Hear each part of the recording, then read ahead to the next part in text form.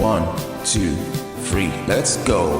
Wednesday afternoon, hoping you will tune into our show.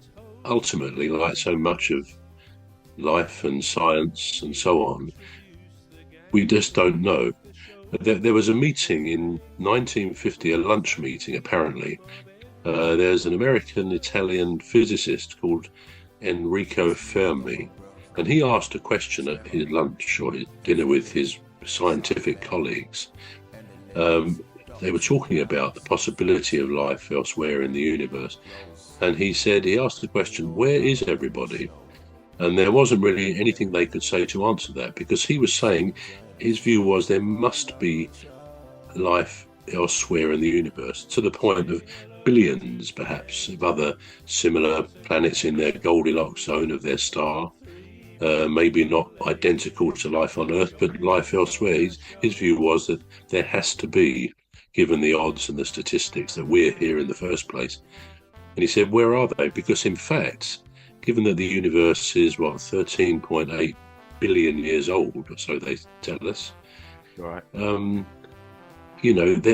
Some civilizations elsewhere by now would have been able to conquer space travel, interstellar travel, so we would know about them. And he said, where are they? Why are they not contacting us?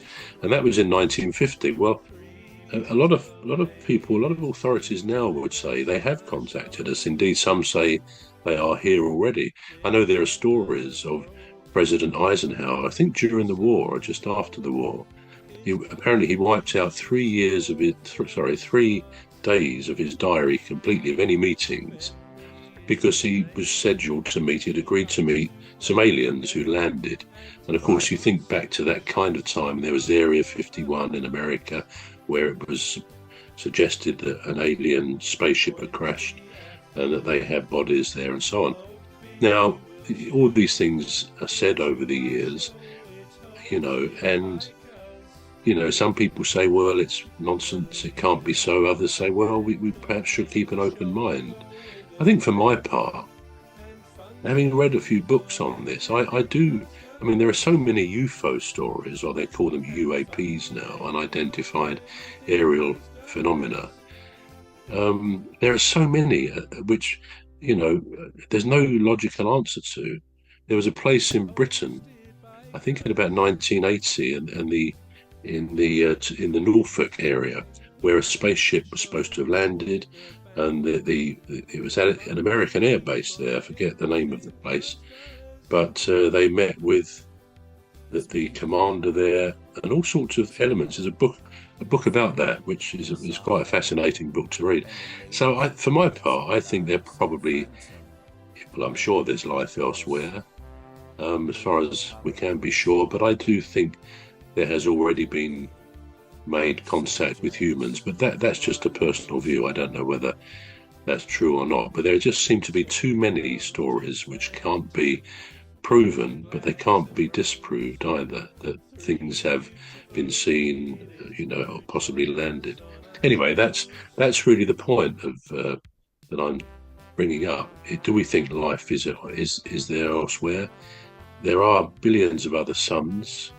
I think scientists call them exoplanets, but planets which are orbiting a star similar to the sun in a similar Goldilocks zone. It's incredible they can find these in the Milky Way, where there's a good chance of life. And they found about 1,600 of those where they think a good proportion could support life, something akin to ours.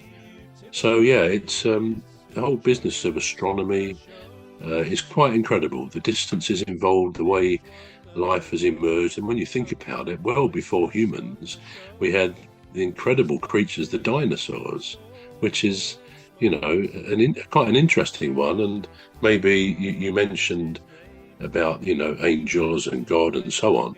That would be quite an interesting question to ask the good man up there. Why did he put dinosaurs on the Earth before humans?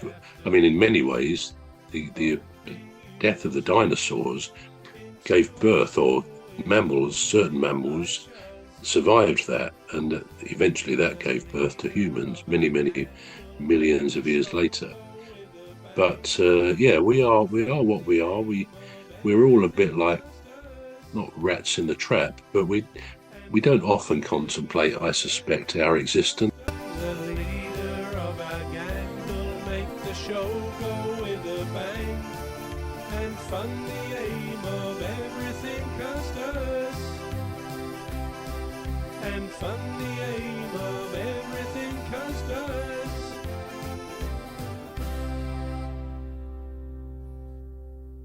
But we don't often contemplate, I suspect, our existence or our fragility, or indeed the sheer magic of this life.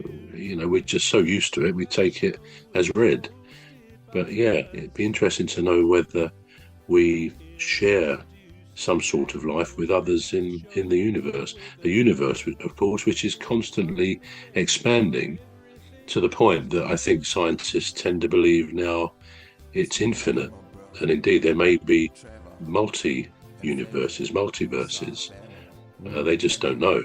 But incredible that these distances, it kind of rules out interstellar travel for us, doesn't it? We might get to the moon or Mars, but the idea of traveling light years, unless they find some access to other stars through what they call wormholes in space, which they may well do, it can hardly be propulsion of the usual kind, which will get us to other stars or planets. But there we are. So that's what I was introducing as a bit of a mind-blowing topic.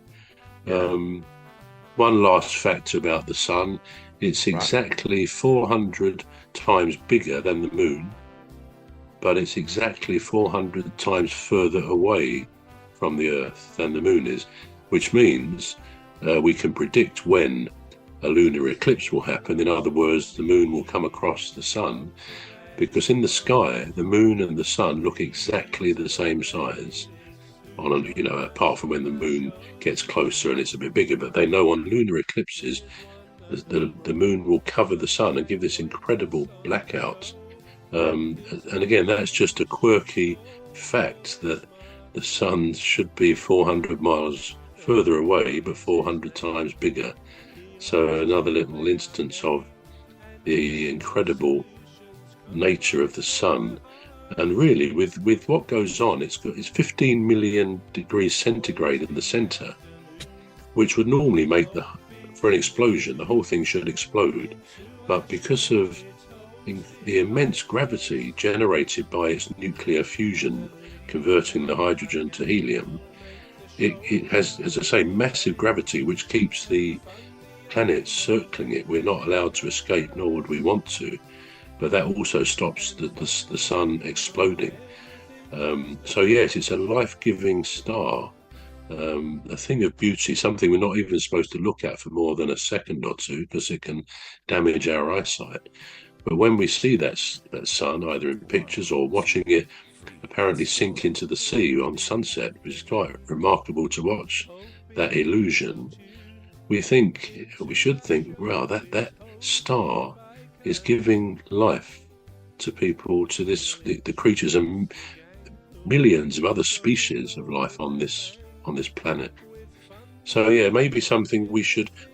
Changing slightly, I've long since, given that we take on some American things, like Halloween, they're always very big on that, and certain other things. I've always thought perhaps Britain should have a Thanksgiving weekend, like the Americans do. They make a big deal of it, don't they? They have Thursday and Fridays as holidays, and it goes over, sometimes running into the Monday, but they have this nice 4-day event, which is probably a bit bigger over there than Christmas, as it then goes naturally into the holidays of Christmas.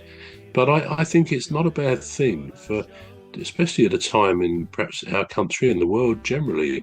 There's a lot of gloom about, a lot of negativity, a lot of fear and worry about all sorts of things. And sometimes it's good to put our minds to the positive and say, actually, there's a heck of a lot of brilliant things just being alive. And I'm not saying everyone who's alive has a great life, because we know that's not true. But there's a lot to be thankful for. So I think we deserve another bank holiday. We have less than most other countries, just to celebrate Thanksgiving and turning people's minds to what they might feel grateful for. So yeah, that's something I would, if I were Prime Minister, I would make that another bank holiday, because as I say, the sun and this life. Of our gang will make the show go with a bang and fund the aim of everything Custis. And fund the aim of everything Custis.